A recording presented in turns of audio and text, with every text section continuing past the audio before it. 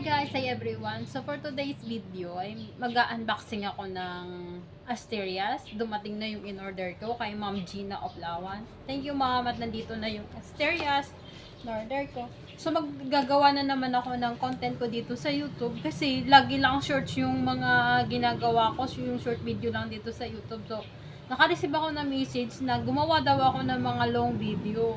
Hindi lang daw yung shorts kasi yung short kasi ilang million yung kailangan gawin. Tapos ito, sabi ko i-try ko. Dapat nung January pa akong magagawa ng mga content pero kasi sa sobrang busy, dami kong ginagawa. So nawawalan na rin ako ng ganang gumawa ng content. So pwede ko naman i-video lahat, i-content lahat na ginagawa ko pero kasi hassle imbis na tuloy-tuloy yung pagtrabaho mo, aatupagin mo pa yung pagkatingting mo ng cellphone mo, ng stand mo, wala akong kasamang maghahawak ng phone. Okay, sana kung may kasama ako na taga-video, ganyan, okay, sisipagin akong gumawa ng content kahit sa isang araw, 3 content yung i-post ko sa YouTube, di ba? Pero ako lang kasi parang hassle. Sabi ko, try ko lang ngayon kasi sunod-sunod yung nare-receive ko kasing message. So, 300 plus na akong subscribers lang naman sa YouTube. So, sana guys, subscribe yung Charlene Stormes Vlogs. Yun lang naman, wala naman kayo pang makikita doon. Kung boring kayo sa video ko, sa content ko, okay, wag nyo panoorin. Pero kung gusto nyo naman, ay tuloy nyo lang. So, more on ano lang naman yung cactus, halaman. Kasi yun lang naman yung ano ko gusto kong gawing content. Although gusto ko din yung maggawa ng mga food kasi gusto ko din magluto, ganyan. Pero wala naman ibang kakain kung magluluto kundi ako, di ako yung tataba. So ito na lang halaman, at least di ako tataba, diba guys? So mag-unboxing na ako ng Asterias kasi excited akong buksan ito kasi noon guys, super mahal ng mga kabuto, mga Asterias na to. Pero ngayon medyo bumaba na kaya naka-order ako. So thank you Ma'am Gina Oplawan. Nandito na. So, excited ako guys. Bubuksan ko na muna yung box. Ano siya guys. So, hindi ko to collection guys. So, ibibenta ko din naman to. Pero, bubuhayin ko muna siya bago ko siya ibibenta. Kasi kung yung makakabili naman, hindi naman sila masyado marunong mag-alaga pa ng mga asterias, cactus, ganyan. So, binubuhay ko muna bago ko ibenta. Kasi, kawawa yung bibili kong pagbili nila di pa buhay, tapos nabili na nila, tapos diniligan nila ng diniligan, mabubulok lang yung cactus or yung asterias guys. So ito, ulit pakita ko pag nabuksan ko na. So guys, ito siya. Pag open ko ng box, ganyan ang itsura niya guys. Punong-puno ng mga tissue para hindi masugat yung halaman at nakabalot pa yan guys. Ganyan kahirap yung pagtitinda ng mga halaman. Tapos tissue sa ibabaw na punit-punit, then newspaper naman yung nasa ibabaw. So ganyan. Ganito lang siya guys, kalalaki guys. O ganito pa itsura niya yan guys. Nakabalot talaga yan. So ganyan siya. So isa-isa nila itong ina-uproot, ini-air dry, tapos isa-isa nilang binabalot ng ganito. So pag ako gagawa ng ganito, hindi ayaw ko kasi boring. Mabuboring ako pag ako gagawa ng ganito, yung pagtanggal nga lang ng taste yung ganito, nainis na ako pagbalot pa kaya. Ganito siya guys, ganyan siya guys, kalaki. So ayan. So pag itatanim ko to, I think di ko na siya tatanggalin yung roots. Titingnan ko kasi pag yung cactus dumating sa akin guys, ay pinuputol ko talaga yung roots para tutubo yung panibago niyang roots, mas madaling mabuhay. So, aaralin ko pa. So, yan sa guys. Hahanapin ko si Super Kabuto kasi yun ang super rare. Noon, gustong-gusto ko si Super Kabuto kaso nga lang ang mahal noon. So, ito siya guys, si Super Kabuto. Siya, wow, diba? Ganda ng bulaklak niyan. Masipag ito guys na mamulaklak. So, pag may mga lumitaw na parang cotton buds dyan sa ibabaw na malaki, so, yun na yung magiging bulaklak niya. So, ito mayroon na. So, madaling itong mamulaklak, guys. Ito, mayroon na, guys. Possible na yung bulaklak niya.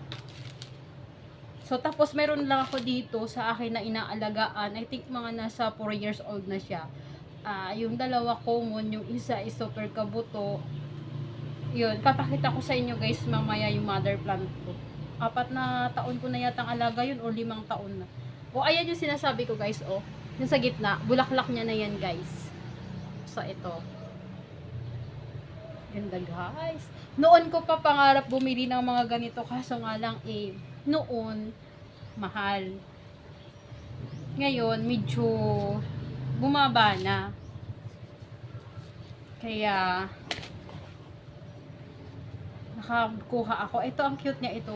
Ito sa tingin ko itong mga ganitong varieties is matagal mamulaklak kasi wala man lang sign na may lilitaw ng bulaklak dyan sa gitna. Pero titingnan natin guys. So ayan siya guys. Isa-isa kong itatanggalan siya ng balot na tissue. Tapos naka-scotch tape pa siya. So ganito katsaga ang mga nagtitinda ng cactus at saka ng asterias. Isa-isa nila yan babalutin so kailangan dry siya, yung roots niya kailangan dry para hindi siya mag-moist, hindi siya mabulok, para safe na dadating sa bumili. Yan siya wow, para siyang sana pabulaklakin ko muna, pero titingnan ko sa mga may gusto dyan, PM nyo na ako, pa-reserve na kayo guys. So, iba-iba siyang varieties yung napili ko, yung sinend ni mom sa akin. Ayan siya guys. Diba? Tapos mamaya itatanim ko din agad to kasi dry na yung roots niya. So, kailangan ko na agad siyang itanim. May pot naman ako dyan, may soil mix na ako. So, naka-ready na talaga. Yan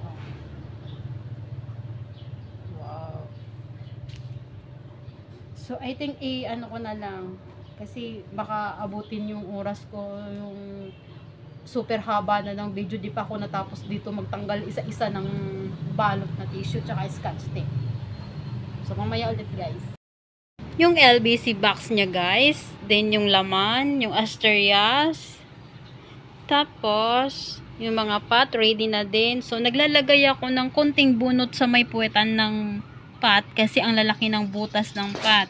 So, kung di ako maglalagay ng bunot guys, ay unti-unting matatapon yung soil ng halaman. Kasi ang laki ng mata. So, kayo, nasa sa inyo naman yan guys kung di kayo maglalagay. Kasi pag hindi nyo linagyan ng bunot yan, madaling madrain, madaling bumaba yung tubig. Tapos, ito yung soil mix ko guys. So, may PAMIS, CRH, at may kunti siyang lupa. So, ito yung So, kailangan ito. Hindi siya mabubuo pag ginanon mo ng kamay mo. Para sa akin, ito yung magandang soil mix.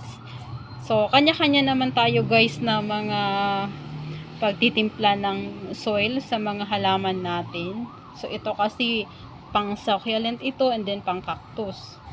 So, ito guys, magtatanim na ako.